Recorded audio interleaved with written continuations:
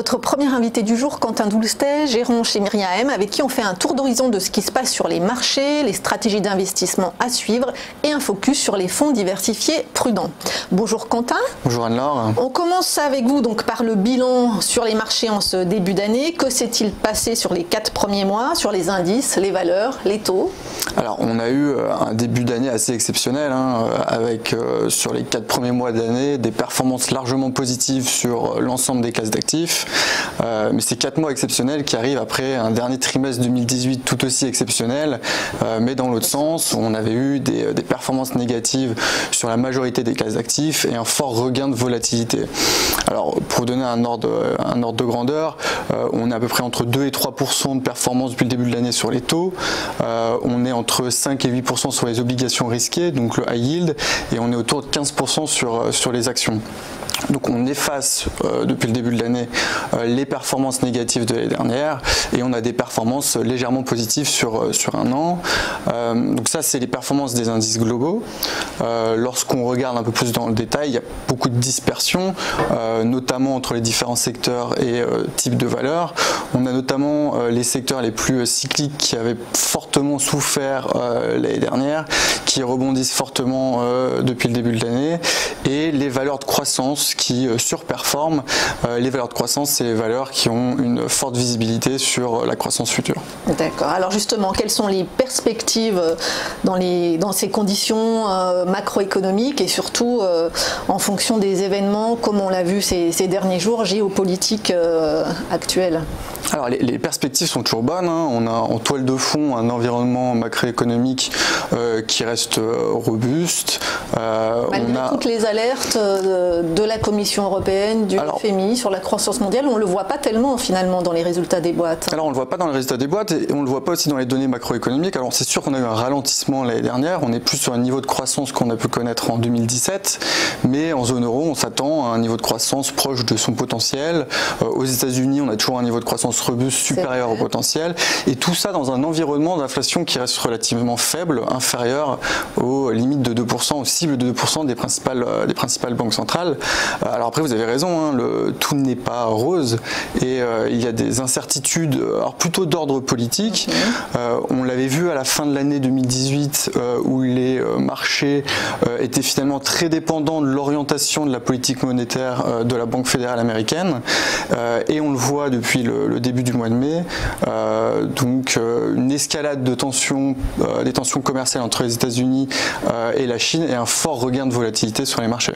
Et une inquiétude aussi pour les élections européennes? Alors une inquiétude sur les élections européennes, même si cette inquiétude est assez marginale, on s'attend à une hausse des partis populistes, mais après la question c'est est-ce que un parlement, des partis populistes plus forts pourrait remettre en cause les principales institutions européennes. Voilà, en tout cas ça ira sûrement pas dans le bon sens, mais pas de forte inquiétude là-dessus. Alors dans ce contexte, que conseillez-vous comme stratégie d'investissement? Alors dans ce contexte, nous, on trouve qu'il y a toujours de la valeur dans les actifs risqués, notamment les actions. On est sur des niveaux de valorisation qui sont loin d'être excessifs, mais on s'attend à plus de volatilité que ce qu'on a pu connaître depuis le début de l'année. Et donc ce qu'on conseille, c'est de réduire légèrement la voilure en prenant partiellement les bénéfices sur les actions en faveur de stratégies qui vont être décorrélées de l'évolution des marchés financiers ou de fonds diversifiés prudents. Justement, vous êtes venu nous parler du fonds Capital Prudence qui est géré avec la société de gestion Rochebrune conjointement. Donc expliquez-nous un peu le concept d'un fonds diversifié prudent. Alors un fonds diversifié prudent, donc c'est un fonds qui va être diversifié, c'est-à-dire qu'il ne va pas investir sur une seule classe d'actifs, mais il va chercher à diversifier ses moteurs de rendement et le risque sur différentes classes d'actifs. Et ensuite un fonds prudent, car c'est un fonds qui va être SRRI 2, c'est-à-dire une volatilité 5 ans comprise entre 0,5 et 2%, ce qui est relativement faible. Pour vous donner un ordre de grandeur, les obligations risquées sont plutôt autour de 6-7% de volatilité et les actions autour de 15%. Donc à 2% maximum de volatilité sur 5 ans, on est sur du très défensif. Alors c'est pas sans risque.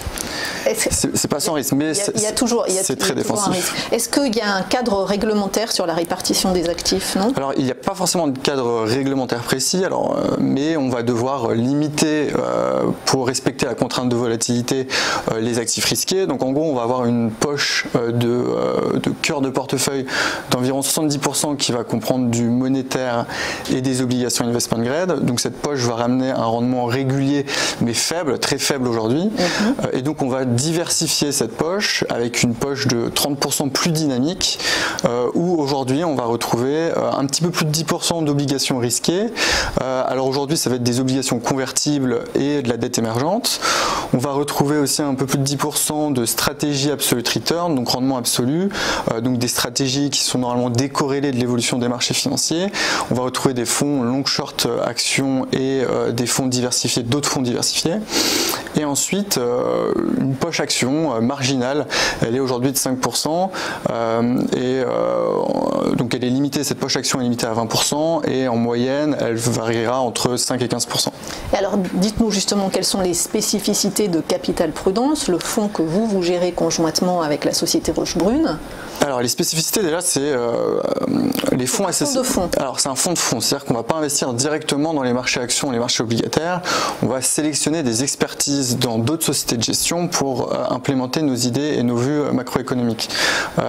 Ensuite, c'est un fonds diversifié, c'est-à-dire que la répartition du risque se fera sur plusieurs classes d'actifs. Donc l'allocation que je vous ai donnée tout à l'heure, donc finalement de 70% en monétaire et investment grade, on voit que cette poche va représenter qu'à peu près un tiers du risque et qu'en fait le fonds, le risque dans le fonds sera réparti de façon assez équilibrée entre les différentes classes d'actifs et stratégies de gestion. Alors l'une des particularités du fonds, c'est qu'elle va associer deux sociétés de gestion, deux expertises complémentaires. Rochebrune, donc qui est spécialisée dans la gestion action et la sélection de valeurs, et Myria Asset Management qui est spécialisée dans la gestion diversifiée et qui va s'occuper de l'allocation d'actifs et du pilotage du risque du fonds. Et on va retrouver ces deux sociétés de gestion tout au long du processus d'investissement. On va définir en commun un environnement macroéconomique et financier. Ensuite, Myria va analyser les différentes classes d'actifs et définir un assemblage de classes d'actifs optimal en adéquation avec le risque souhaité. Rochebrune, expert en action, va nous conseiller sur la sélection et sur les segments à privilégier sur cette poche action, et ensuite Myria va gérer le risque et va gérer l'allocation de façon dynamique. Et à l'heure actuelle, à quel niveau est le risque justement? Est-ce qu'il y a un niveau de risque élevé? Et quel type d'actifs on retrouve dans la poche action par exemple? Alors aujourd'hui on a un niveau de risque assez élevé, c'est-à-dire que dans une fourchette de 0,5 à 2, on est à 1,5% de volatilité 5 ans. Alors c'est pas forcément dû à la construction de portefeuille qui reste défensive, mais c'est plutôt la hausse de la volatilité qu'on a pu connaître en fin d'année. Et sur la poche action, alors aujourd'hui on privilégie les actions européennes et on essaye d'être assez équilibré entre des sociétés de croissance, des sociétés dans des secteurs plus éthiques et des sociétés dites value qui ont connu des performances très négatives l'année dernière. Et alors à qui est destiné ce type de fonds? Parce qu'on a vu c'est quand même un rendement assez limité et une gestion très prudente. À quel type de client et à quelle échéance? Alors déjà l'échéance, c'est l'horizon de placement conseillé est assez court, c'est 18 mois. Ce fonds s'adresse à deux types de clients. Premièrement, les entreprises pour leur trésorerie longue, et c'est un produit qui va leur permettre de diversifier les fonds purement taux qu'ils utilisent habituellement. Et en deuxième cas, ça va servir pour les investisseurs en fonds de repli, donc des investisseurs qui souhaitent réduire le risque, notamment sur les actifs risqués et les actions. Une partie de leurs bénéfices. Exactement, prendre des bénéfices sur les actions et avoir un fonds de repli en attendant des points d'entrée plus attractifs. Juste pour terminer, est-ce qu'on peut avoir une idée des performances de ce fonds, même si on le voit, ça n'a rien à voir avec un rendement d'action? Bien entendu, alors c'est un fonds qui reste prudent, avec un objectif d'Eonia plus 2%. Alors c'est un fonds qui a un long historique de performance, plus de 10 ans, 12 ans d'historique de performance sur lesquels on bat largement l'Eonia.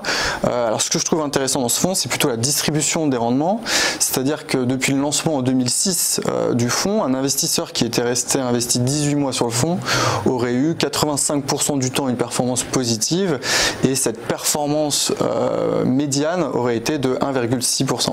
Clairement, là, vous trouvez que le contexte se prête justement à prendre une partie des bénéfices et à placer dans ce fonds-là ou dans ce type de fonds. Exactement. Et ce d'argent. Exactement. Et ce type de fonds va permettre de diversifier les fonds de repli habituels qui sont des fonds taux à duration courte, avec un fonds diversifié qui diversifie justement les sources de rendement et les sources de risque. Merci beaucoup, Quentin Doulcet. Je le rappelle, vous êtes gérant chez Myriam.